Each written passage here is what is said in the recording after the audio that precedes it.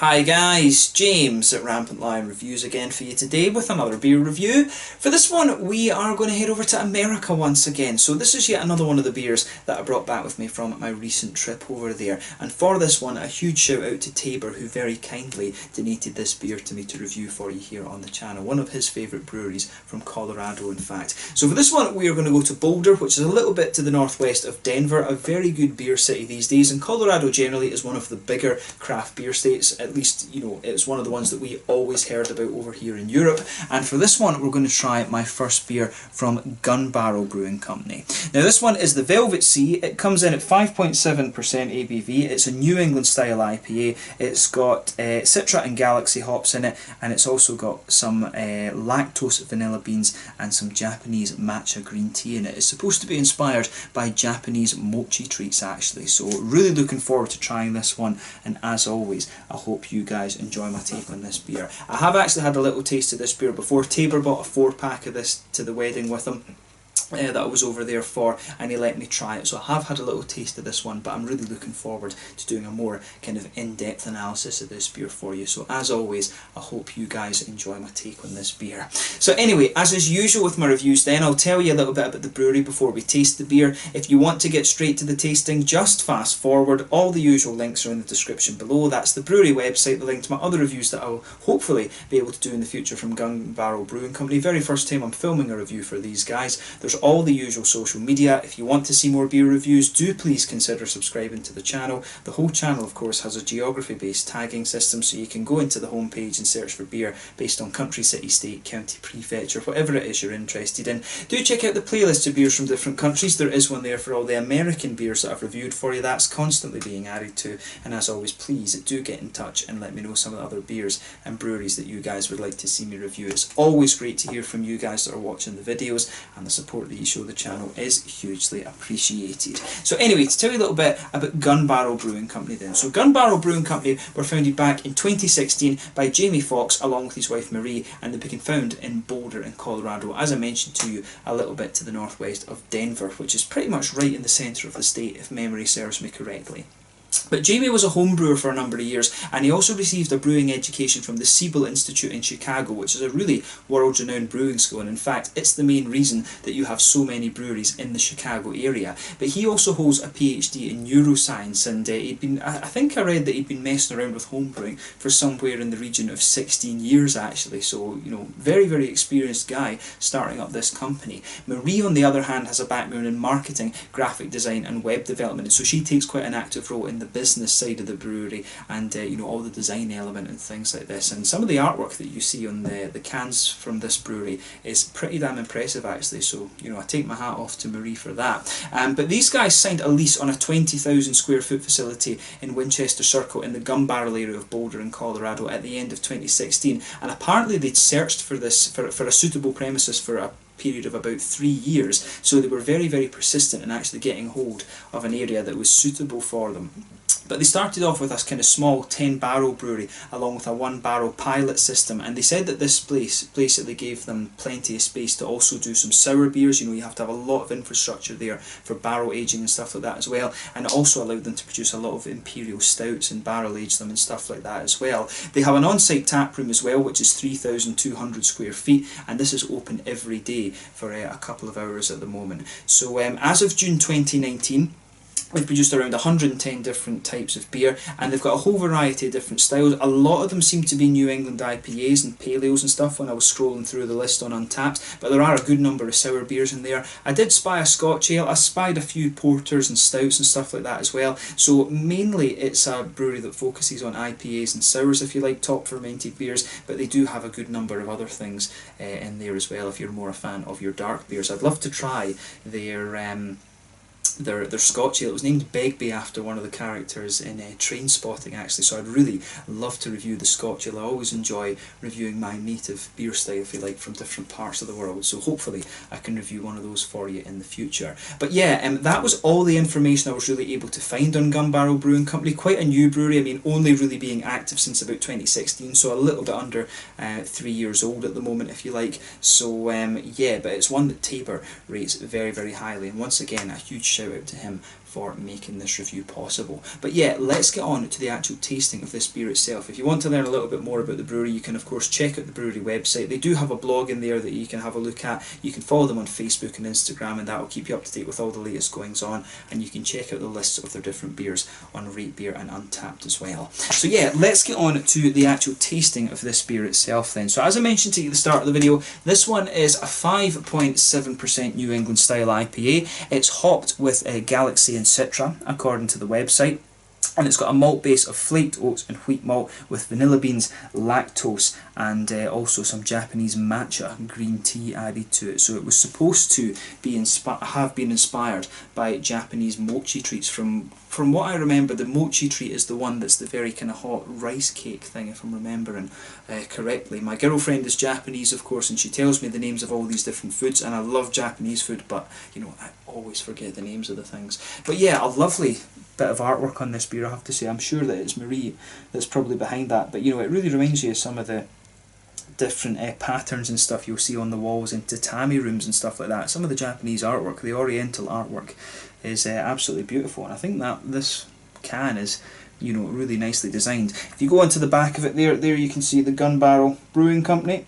If I'll just get the right angle on the light. So this can is 1 American pint, which is 473 millilitres in real people measurements, also known as the metric system. I've always got to make fun of the American measurement system because it really makes no sense. It's not based on nature or anything like that. But yeah, a really nicely presented can, this one. So let's get it out and we'll get on with the taste. And I'm really looking forward to having another taste of this beer. As I said before, a huge thank you to Tabor for making this review possible. He's been following the channel since not long after I started it up, actually. So yeah, really cool to cross paths with him again in Iowa when I was over there, and I'm sure I'll connect with him in Boulder or Denver at some point fairly soon. So yeah, as you can see with this beer, this one is a really bright yellow. That's one of the brightest New England IPAs that I've come across, actually. I don't think I've ever come across a beer that's quite this bright that hasn't been a sour beer, to be honest with you. So yeah, it looks really nice. You can see there's about a quarter finger of a bumpy, I would say, perfect white head to this one, but you know, it looks like a really nice beer. There's 1 or 2 big bubbles sticking towards the side of the glass, a few little ones heading up towards the bottom of that head. If I put my fingers behind the glass, you can see that this beer is pretty damn hazy, but like I say, it's the colour of this one that I think is really quite impressive. I don't think I've ever come across an IPA that's quite the same colour as that. Maybe some of the sour ones, right enough, like the fake IPAs or the sour IPAs, but never a kind of regular IPA. But I guess it's a bit reaching, if you like, to call this one a regular IPA with all the stuff that's in it. But yeah, a really nice looking beer, this one, and the look, to be honest with you, isn't out of the realms of possibility for a New England IPA. So yeah, let's have a closer look at the aroma then and just see how we get on with this one. Oh yeah, so straight away with this beer, it's got a really unusual aroma, this one. You know, this one is obviously focused on the malt a little bit. There is a good bit of fruitiness to it, but the focus for this beer really is on the malty side of things. Straight away you're getting some nice oaty creaminess out of it. You can smell some of the smoothness, that white, bready, wheaty quality in there. You can smell that just forming like the backbone of the beer. The oaty creaminess is there. The lactose is coming out and making it almost slightly milkshakey, if you like, but the green tea is a little bit more of a kind of subtlety in this one, to be honest, and it does almost have a little bit of, when you breathe it in, it does almost have a little bit of a slightly sake-ish quality to it as well, which is interesting. And like I said, if I'm remembering correctly, the mochi things are these, you know, really hot Japanese rice cake things. I think they put a little bit of tea in them to help flavour them a little bit too.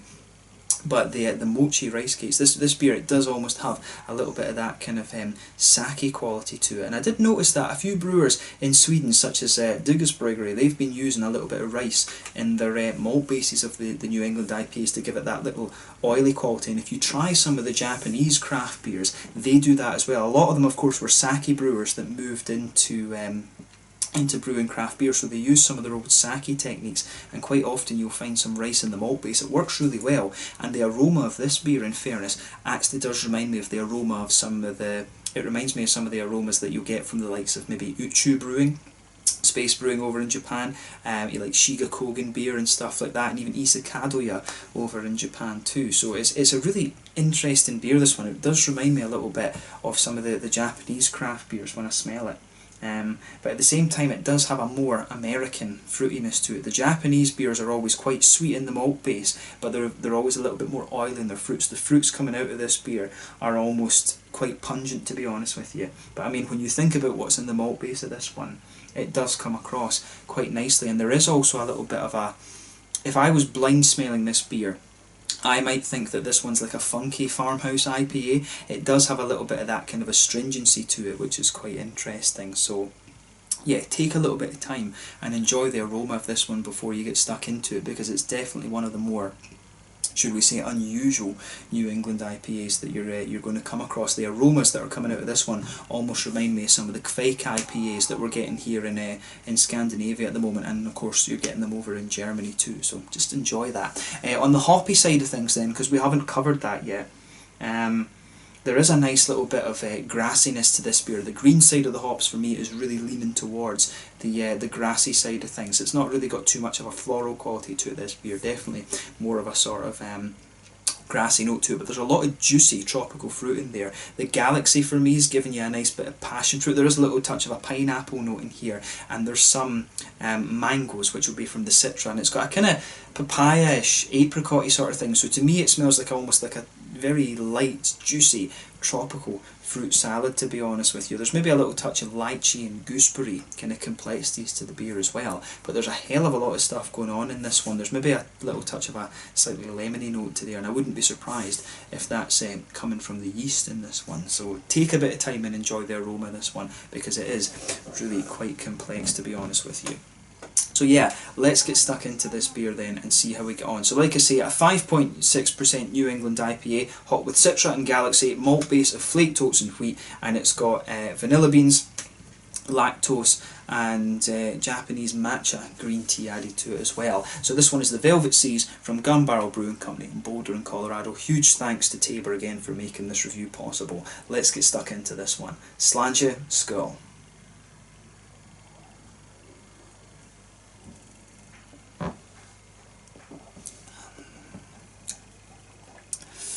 Yeah. Now, I remember this being just a really bloody good beer. I think I might actually have drunk a can of this, you know, after I'd had one or two with the guys over there, and I didn't appreciate it at the time. Like, I tasted that and I was like, you know, that's really bloody good. And of course Tabor gave me one of them to take away, and you know, when you're tasting it on its own, it's just a beautiful, beautiful beer. I mean, this one gets a big thumbs up, and it's a real novelty beer, this one. I was saying with the aroma that I thought it might come across as a little bit of like a kind of farmhousey aroma. It really doesn't come across as that in the flavour. This is a really smooth and sweet IPA, to be honest with you, and it's just very, very well done. I'd definitely be curious to try a few more of these Gunbarrel brewery beers, and I'll need to say to Tabor, when I do make it out to Colorado to visit them next time, I really want to go to this brewery and just try a few more of their beers, because this is lovely actually. It's really nice.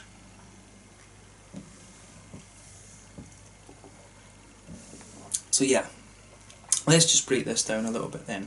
So a nice white bready, wheaty quality just blankets the middle of the tongue there. The further you go into the aftertaste, it really smooths out a little bit. You can pick out the oaty flavours in this one, but to me it's not particularly creamy in terms of its oaty qualities. I mean, the flavours are sitting there in a ring in the middle of the palate almost. It's got a nice little bit of a vanilla quality to it, which is really nice, and I mean, they've added vanilla to it, so you would expect that, but the way the vanilla and the wheat and the oats is kind of blending together is really nice. So for me, the matcha tea that they've added to the beer, it comes out in the aftertaste as a bit more of a sort of complexity rather than anything else. You'll find that the middle of your palate with this beer just dries out a little bit, and you can taste that nice Japanese green tea in there. You know, over in Japan they've got these green tea Kit Kat biscuits, and I think they're pretty bloody horrible, to be honest with you. I mean, I like drinking green tea cold. When it's nice and cold it can be really nice,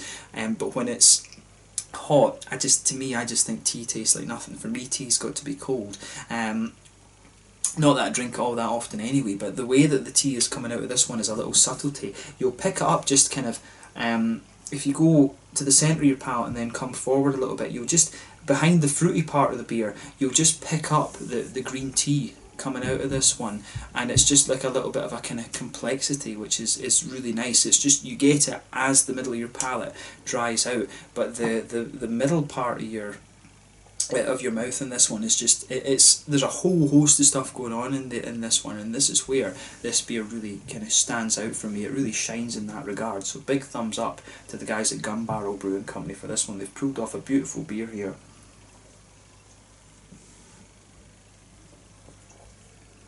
I think this was rated as a 3.98 on Untappd, and you know, beer is always subjective, but you know, I think this one should be rated higher than that. That's just my opinion. That's why I don't like rating beers, to be honest with you. I like just telling you about the different flavours you get in them, but the malt base in this is really nice. It's leaning towards a very smooth, sweet kind of thing. You know, the other thing you can add to these IPAs recently that is becoming a bit of a trend in Europe is tonka beans, and this beer in some ways does remind me of some of those tonka bean beers that I've had from Dugasbrygger and Gothenburg over here in Sweden. But yeah, we'll move on to the hoppy side of the beer then. I'm dwelling a bit on the malt base with this one. So back corners of the palate, there is a nice little touch of earthiness there. It's not too prominent, it's just a little bit there. But as you come further forward along the sides of the tongue, you can taste that there's a little bit of a nice floral quality to this beer. It's not spicy or anything like that, it's almost quite a smooth floral quality, and then round the front curve of the palate it's just a little bit lighter and grassy, and of course behind the front curve of the tongue, that's where you get that nice little oily bubble where the juicy fruity esters start to come out of the beer. And the fruits for me are really quite subtle, and I think part of that is just because of how prominent the malty and adjunct characters are in this beer. So you've got a little bit of a kind of passion fruity note to this one. It's not too pungent right enough. I've always remembered, if we compare Galaxy and Simcoe's a bit more kind of milky and juicy in its passion fruit notes, whereas the Galaxy's a little bit more kind of punchy, but there's a little bit of that kind of juicy passion fruit there. If you come further forward from that, you've got a bit of a mango note.